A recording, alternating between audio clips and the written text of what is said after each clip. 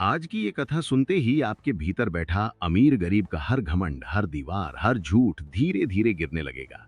क्योंकि ये कहानी है खाटू श्याम और गुरु रविदास की उस मुलाकात की, जिसने बता दिया कि ईश्वर की नजर में ना कोई ऊंचा है ना कोई नीचा। ये बात उस समय की है जब समाज जाति, धन और पद के नशे में अंधा हो चुका था। राजा महल में भगवान को ढूंढते थे और गरीब अपनी झोपड़ी में उन्हें जीता था। उसी दौर में एक तरफ थे गुरु रविदास, जिनके पास न धन था न सत्ता, बस एक साफ दिल, सच्ची मेहनत और राम नाम की गहराई थी। चमड़ा जोड़ते हुए भी जिनके हाथ अपवित्र नहीं थे, क्योंकि उनका मन शुद्ध था। दूसरी ओर थे खाटू श्याम, जिन्हें लोग राजाओं का देवता कहते थे, जिनके दरबार में सोने चांदी की चढ़ावा लगती थी, जिनके चरणों में अमीर सिर झुकाते थे। एक दिन समाज के ठेकेदारों ने गुरु रविदास से कहा, तुम्हारा भगवान तुम्हें क्या देता है? न धन न सम्मान।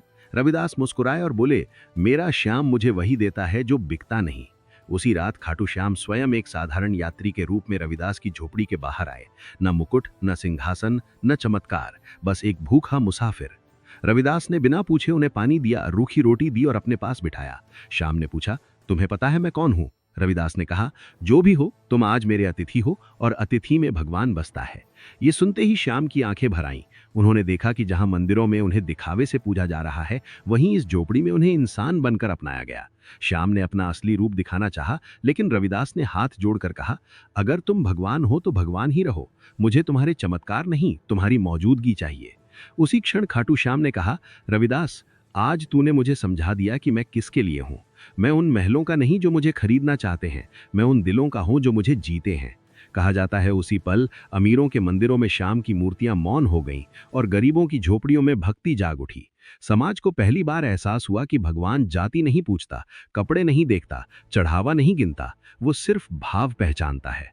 गुरु रविदास ने कहा, जिस दिन इंसान इंसान को छोटा समझना छोड़ देगा, उस दिन भगवान अपने आप प्रकट हो जाएगा। और खाटू श्याम ने आशीर्वाद दिया कि कलयुग में जो भी अमीर गरीब का फर्क मिटाकर भक्ति करेगा, वही मेरा सच्चा भक्त कहलाएगा। यही वो मुलाकात थी जिसने बता दिया कि सच्ची भक्ति झोपड़ी में भी उतनी ही पवित्र है जितनी महल में। और आज भी अगर आपको लगता है कि भगवान सिर्फ पैसों से मिलते हैं, तो ये कहानी आपके लिए आईना है।